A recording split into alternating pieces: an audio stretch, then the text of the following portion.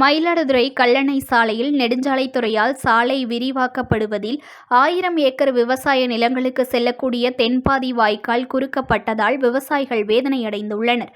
Kaveri delta மாவட்டமான மயிலாடுதுறை மாவட்டம் சோழன்பேட்டை ஊராட்சி கல்லணை நெடுஞ்சாலையில் அமைந்துள்ள காவிரி ஆற்றுப்பாசன தென்பாதி வாய்க்கால் குறுகலானதால் விவசாயிகள் வேதனையடைந்துள்ளனர்.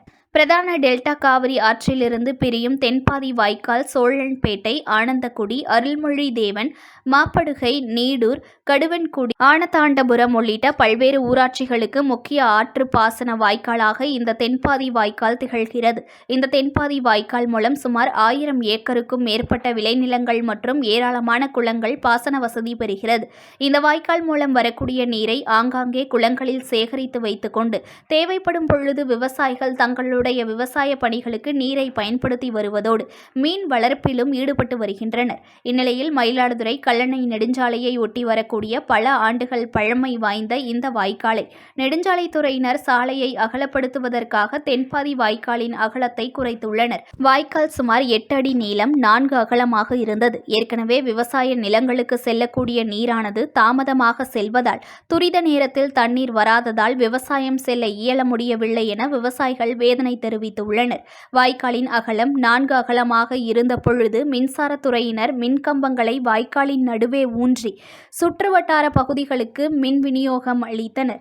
தற்பொழுது வாய்க்காலின் அகலம் நெடுஞ்சாலைத்துறையினரால் குறைக்கப்பட்டுள்ளதாலும் நடுவே நடப்பட்டுள்ள மின்கம்பத்தாலும் காவிரி ஆற்றில் இருந்து வரக்கூடிய நீர் சரியாக செல்ல முடியாமல் தடைப்பட்டு விளைநிலங்களும் குளங்களும் பாசனம் பெறுவதில் பெரிய பாதிப்பு ஏற்பட்டுள்ளது. இதுகுறித்து விவசாயிகள் மற்றும் பொதுமக்கள் கூறியதாவது: இப்பொழுதும் மின் மோட்டார் வசதி இல்லாத விவசாயிகள் மற்றும் சிறு குறு விவசாயிகளாகிய நாங்கள் காவிரி ஆற்று பாசனத்தை நம்பி மட்டுமே விவசாயம் செய்து வருகிறோம். அப்படிப்பட்ட எங்களுக்கு பிரதான பாசன வாய்க்காலாக இருப்பது இந்த தென்பாதி வாய்க்கால். பழமையான இந்த வாய்க்கால் காவிரி ஆற்றில் இருந்து பிரிந்து மயிலாடுதுறை கல்லணை நெடுஞ்சாலையை ஒட்டி வருகிறது.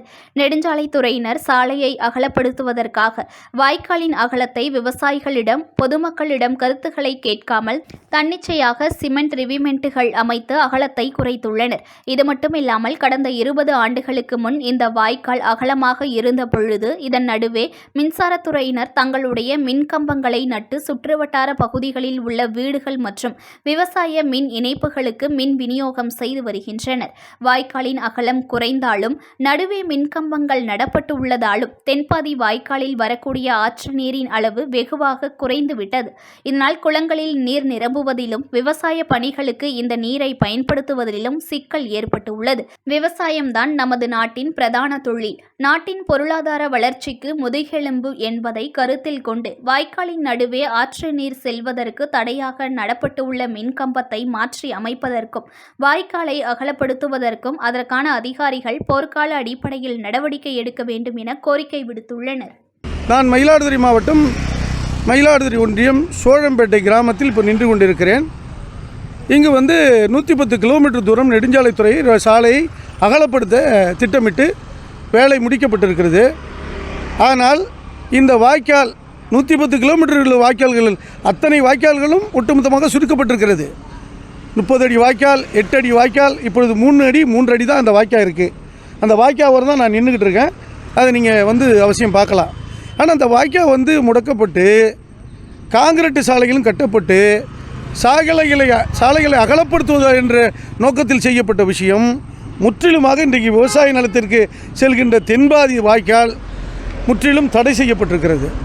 கிட்டத்தட்ட பார்த்திங்கன்னா இது ஒரு கிராமங்களை எடுத்துக்கொண்டால் சோழம்பேட்டை, ஆனந்தகுடி, அருள்மொழி தேவன், நீடூர், கடுவன்குடி, ஆனதாண்டபுரம், SS நல்லூர் கிட்டத்தட்ட 2000 ஏக்கர்கள் பாசனம் செய்யக்கூடிய இந்த வாய்க்கால் 3 அடி குறுக்கப்பட்டு காங்கிரீட்டும் கட்டப்பட்டுள்ளது. வாய்க்காலில் செல்கின்ற நீர் முற்றிலும் முடக்கப்பட்டுள்ளது. இந்த நீர் அந்த பகுதிக்கு செல்லாததால் விவசாயிகள் முற்றிலும் சம்பா விவசாயம் பாதிக்கப்படும். மக்கள் விவசாயம் செய்ய முடியாது. விவசாயிகள் பாதிக்கப்படுவார்கள்.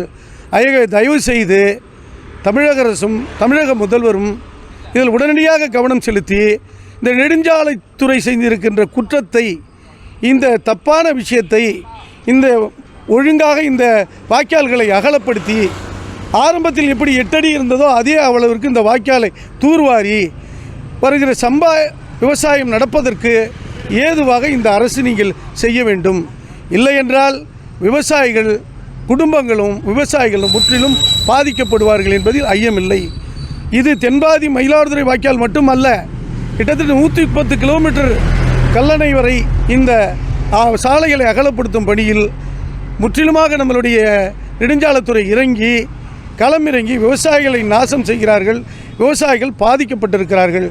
தயவு செய்து மயிலாடுதுறையிலிருந்து கல்லணை வரை அகலப்படுத்தியிருக்கின்ற சாலைகள் ஓரமாக உள்ள வாய்க்கால்கள் தூர்வாரப்பட்டு பட்டா அடுத்தவர்கள் நிலத்திலையும் அகற்றப்பட்டிருக்கிறது.